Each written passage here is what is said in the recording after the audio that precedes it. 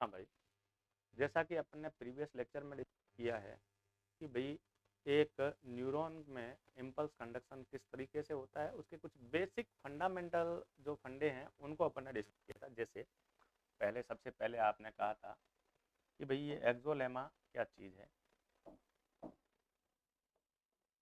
Axon, पहले आपको structure के बारे में आइडिया होना चाहिए। Axon is the large process of neuron. Neuron का लंबा प्रोसेस क्या कहलाता है भाई? आपका axon, which conduct impulse centrifugal, यानी ये इसमें इम्पल्स की डायरेक्शन ऑफ इम्पल्स क्या रहती है? इसमें डायरेक्शन ऑफ इम्पल्स है वो सेंट्रीफ्यूगल रहेगी। कैसी रहेगी भाई? सेंट्रीफ्यूगल।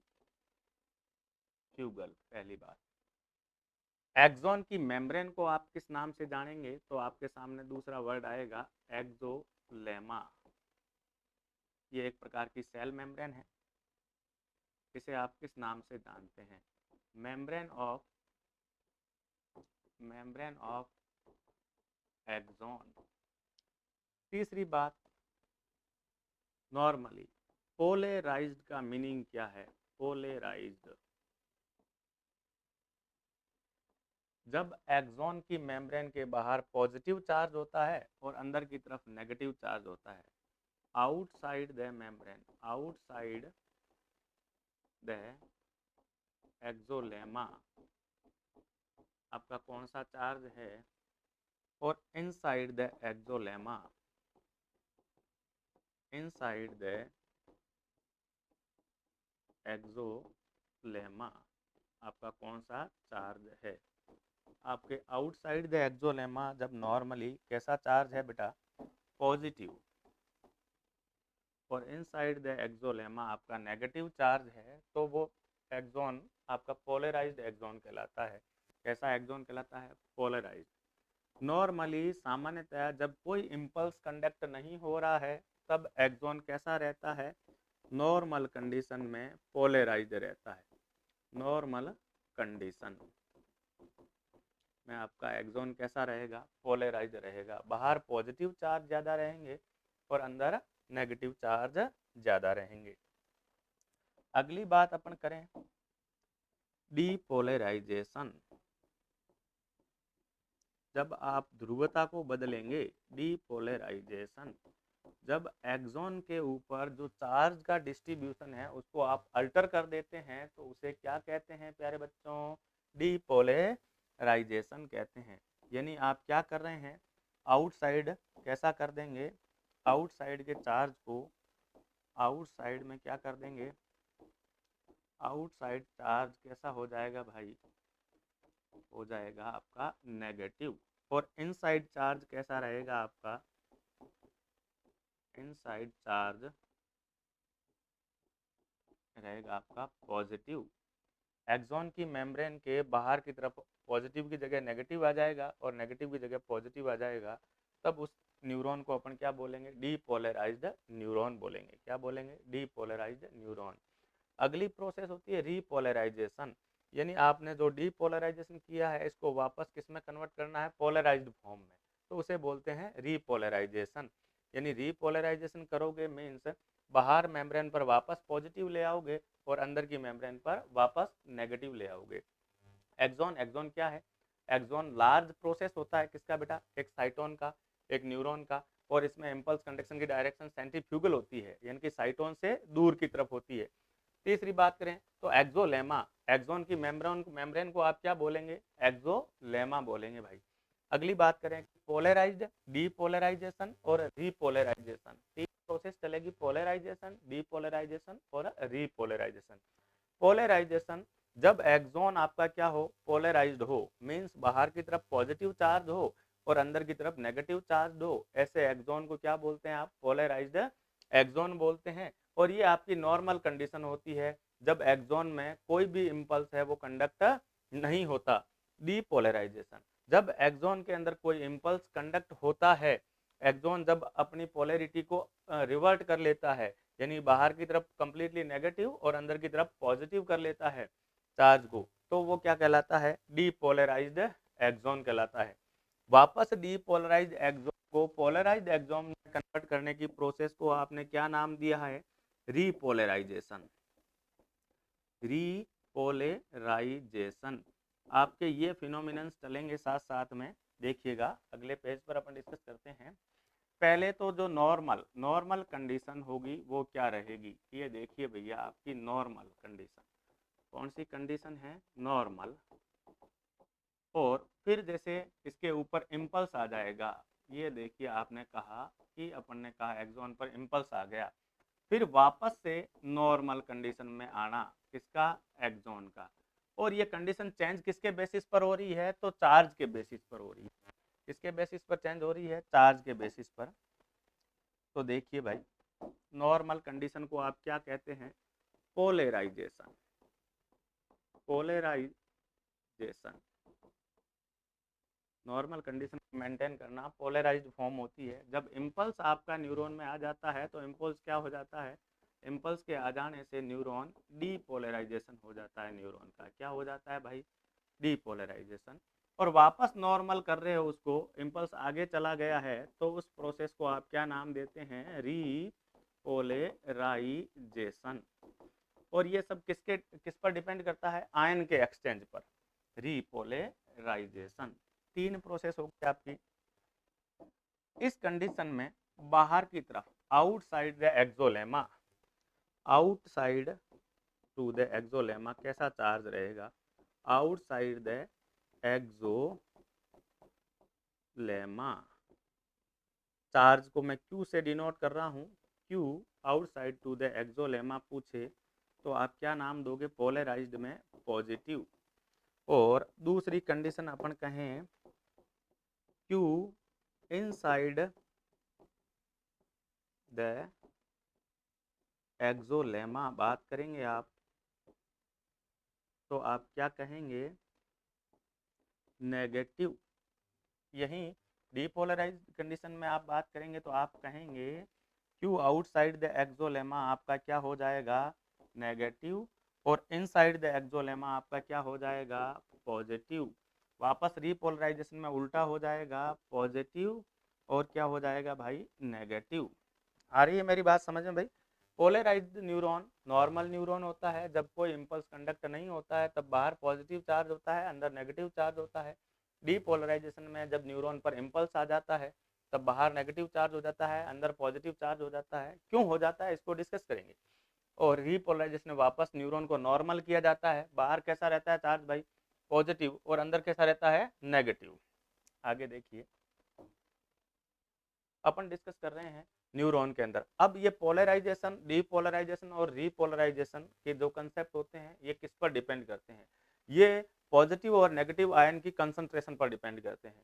कि बाहर की तरफ पॉजिटिव आयन की कंसंट्रेशन ज़्यादा रह जाए और अंदर की तरफ नेगेटिव आयन की कंसंट्रेशन ज़्यादा रह जाए तो अंदर की मेम्ब्रेन होगी वो नेगेटिवली चार्ज हो जाएगी और आपके बाहर की मेम्ब्रेन है वो पॉजिटिवली चार्ज हो जाएगी। भाई आ रही है मेरी बात समझ में।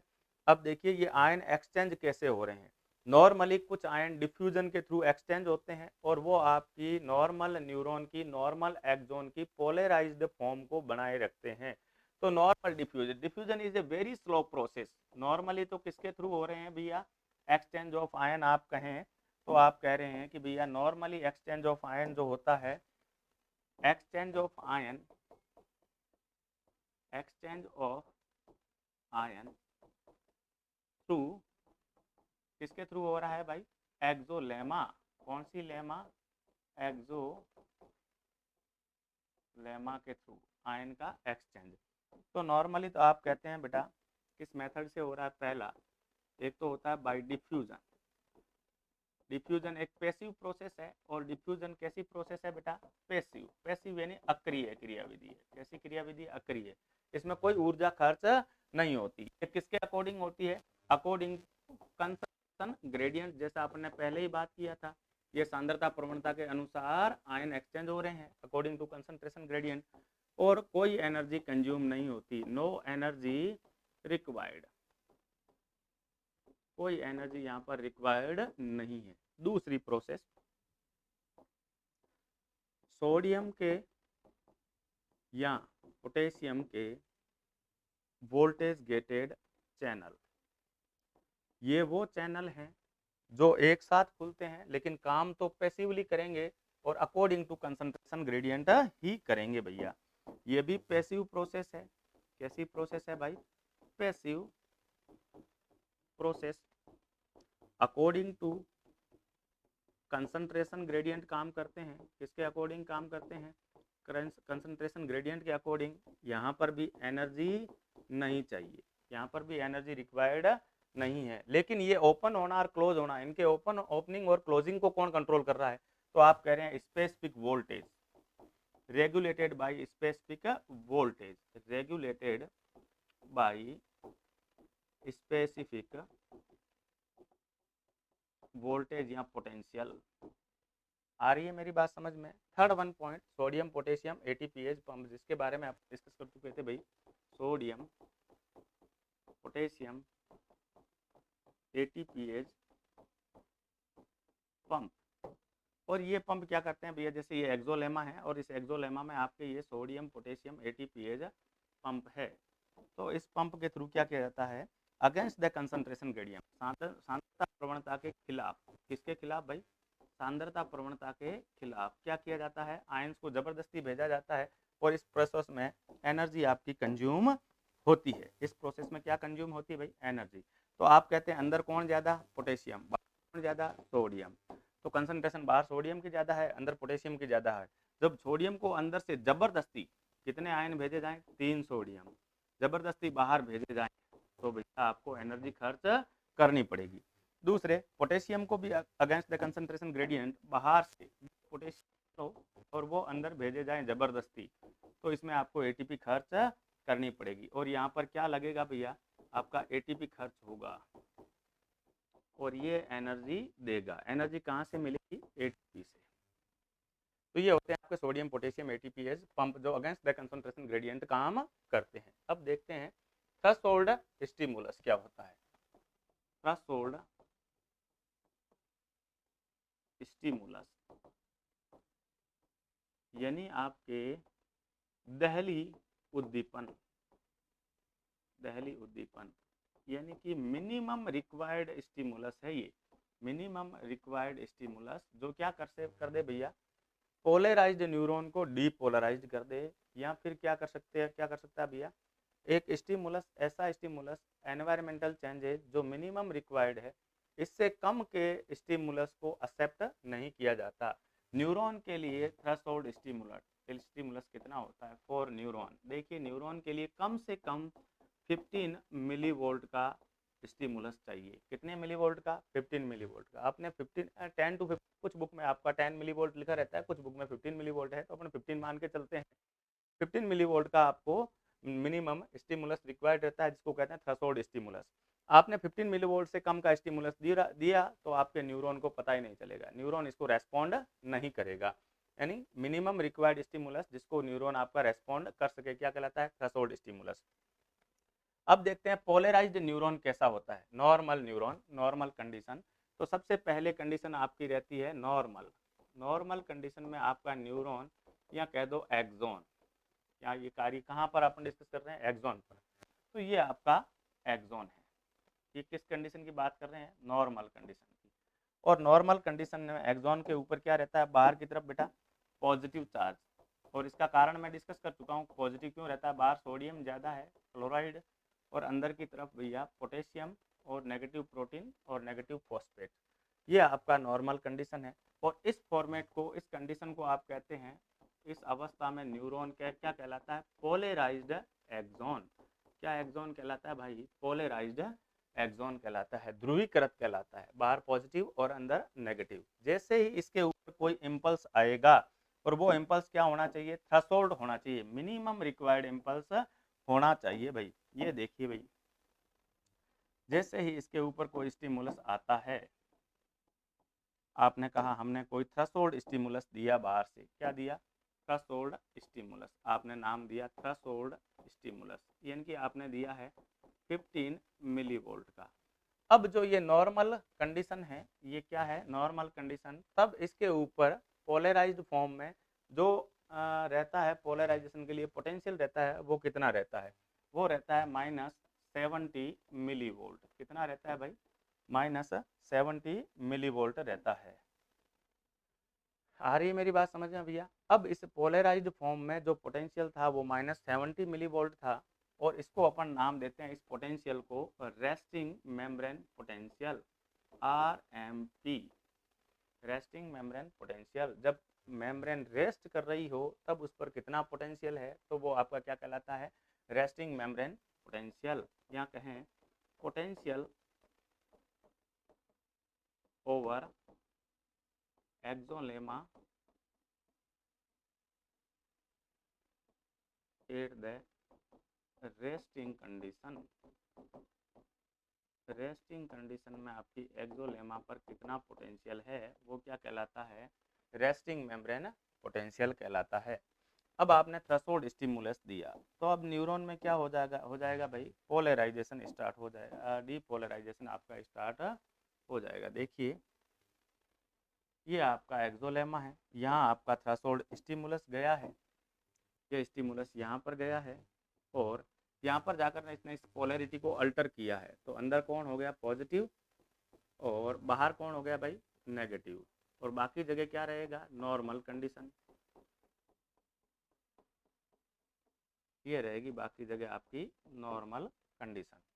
इस स्टिमुलस को कहेंगे आप थ्रेशोल्ड स्टिमुलस, जो मिनिमम रिक्वायर्ड स्टिमुलस है। ये नॉर्मली न्यूरॉन कितने मिलीवोल्ट का पोटेंशियल रखता है? 70 मिलीवोल्ट का पोटेंशियल रखता है। अब आपने जो थ्रेशोल्ड स्टिमुलस दिया है वो कितने मिलीवोल्ट का दिया है? +15 मिलीवोल्ट का दिया है। अब जिस जगह पर आपका ये थ्रेशोल्ड स्टिमुलस हो चुका है, उस मेम्ब्रेन पर, उस जगह पर पोलैरिटी अल्टर हो रही है भाई। क्या हो रही है? अल्टर हो रही है। ये -17 से कहाँ पर चला जाएगा? -55 पर चला जाएगा, और इस -55 पर वोल्टेज गेटेड चैनल ओपन हो जाएंगे। कौन से भैया? सोडियम वाले, जिससे ये -15 से कहाँ जाएगा? +30 पर। इसे मैं एक ग्राफ के थ्रू आपके सामने रिप्रेजेंट करूंगा अभी जस्ट ए मिनट। पहले मैं आपको थोड़ा सा बेसिक समझा रहा हूँ हो क्या रहा है, कि ये एक्सॉन की मेम्ब्रेन है, जिसके ऊपर बाहर पॉजिटिव चार्ज रहता है, अंदर नेगेटिव चार्ज रहता है। एक मिनिमम स्टिमुलस, जिसे बोलते हैं थ्रेशोल्ड स्टिमुलस, मिलता है, जो कितने +15 मिलीवोल्ट का है। वो स्टिमुलस मिलेगा, तो -17 में से +15 गया तो पीछे कितना बचा? -55, और -55 मिलीवोल्ट इस पर चार्ज हो जाएगा। अब ये पोटेंशियल -55 मिलीवोल्ट हो गया, तो यहाँ पर sodium voltage gated channel open हो जाएंगे, जो इस पोटेंशियल को कहाँ ले जाएंगे? पॉजिटिव +30 मिलीवोल्ट तक। कहाँ ले जाएंगे?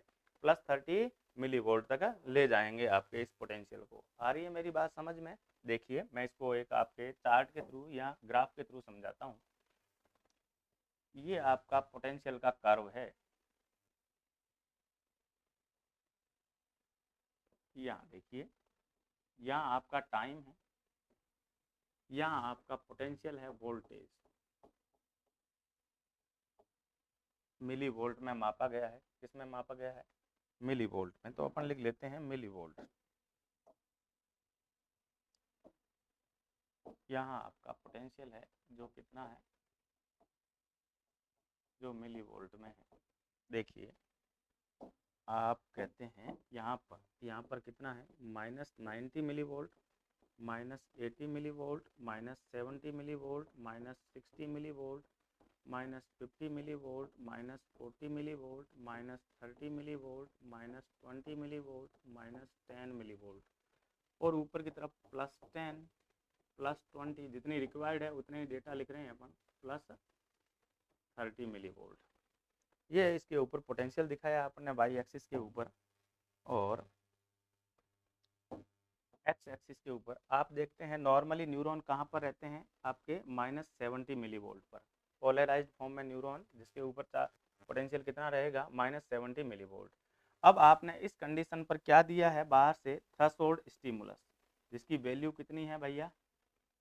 +15 मिली वोल्ट, +15 मिली वोल्ट का आपने यहाँ पर थ्रेशोल्ड स्टिमुलस दिया है। तो ये -17 कहाँ पर आ जाएगा भैया? 55 पर। यहाँ पर -17 में से आपका जो ये घटेगा, कौन का? +15, तो ये यहाँ पर पहुँच जाएगा। अब ये कितना बचा, -55, कितना बचा, -55 बचा। आ रही बात समझ में। अब देखिए, अब क्या ओपन हो जाएंगे, sodium voltage gated channel open हो जाएंगे, जो इसको खींच कर कहाँ ले जाएंगे, तो इसको खींच कर ले जाएंगे +30 पर, ये आपका +30 पर। और इस प्रोसेस को अपन ने क्या नाम दिया है, डीपोलराइजेशन। यहाँ पर न्यूरॉन कैसा था, पोलराइज्ड। यहाँ पर जो न्यूरॉन की कंडीशन थी उसको आपने नाम दे रखा है पोलराइज्ड न्यूरॉन, पोलराइज्ड एक्सॉन। और ये जो प्रोसेस हुई है इसका आप क्या नाम रखते हैं, डी पोलराइजेशन।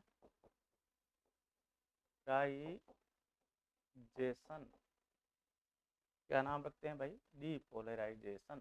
ये कितने पर पहुंचा है, -70 से +30 के ऊपर पहुंचा है भाई। आ रही है बात समझ में। हाँ जी, इसको मैं आपके सामने डायग्रामेटिकली रिप्रेजेंट करूँ तो कैसे रिप्रेजेंट करूँगा, पोलराइज्ड न्यूरॉन, ये आपका पोलराइज्ड न्यूरॉन है, और ये नॉर्मल पोलराइज्ड न्यूरॉन है, और उस पर चार्ज कितना रहेगा, तो आप कहते हैं कि सर बाहर रहेगा पॉजिटिव और अंदर क्या रहेगा, नेगेटिव। और इसका क्या हो जाएगा धीरे धीरे, ये हो गया मानो थ्रेशोल्ड स्टिमुलस मिलेगा, ये थ्रेशोल्ड स्टिमुलस मिला है। और इसके बाद की कंडीशन अपन यहाँ पर डिस्कस करेंगे। थ्रेशोल्ड स्टिमुलस मिलने के बाद यहाँ पर क्या आ जाएगा भाई, सॉरी,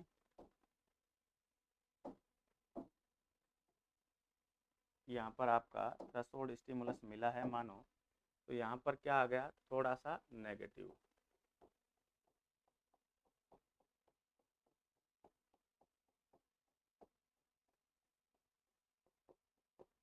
ये पॉजिटिव, थोड़ा सा यहाँ पर थ्रेशोल्ड स्टिमुलस मिला। और फिर आपने कहा अब इसका क्या हो जाएंगे, sodium voltage gated channel open हो जाते हैं। तो देखिए अगले स्टेप में आपके यहाँ पर sodium voltage gated channel open हो रहे हैं, तो बाहर की तरफ से कंप्लीट क्या आ जाएगा भाई, बाहर कंप्लीटली नेगेटिव आ जाएगा।